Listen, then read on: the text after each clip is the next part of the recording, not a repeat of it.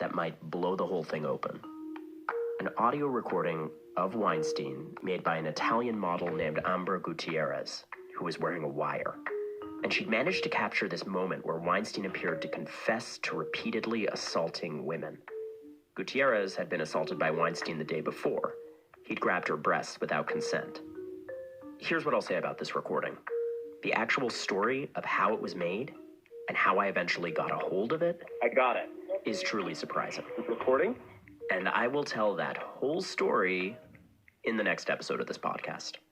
But for now, just know I got the recording. The recording, the audio. In that moment, you saw, at least I heard for the first time, what all these other women had talked about. I want to do something I don't want to. Audio.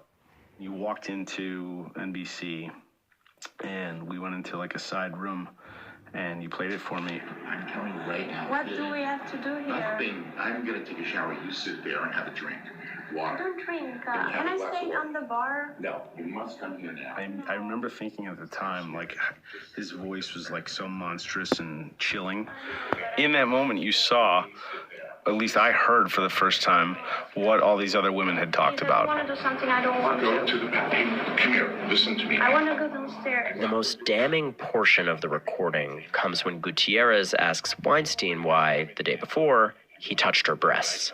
And Weinstein says, Breathe. I'm used to that. Sorry, just come on. I'm used to that. Come on. Are you used to that? Yes, come in. No, but I'm not used to that. I won't do it again. Come on. It was the first time in my producing anything that fear kind of just all of a sudden injected itself into it.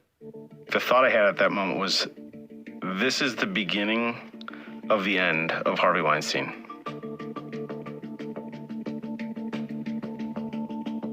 By the middle of summer 20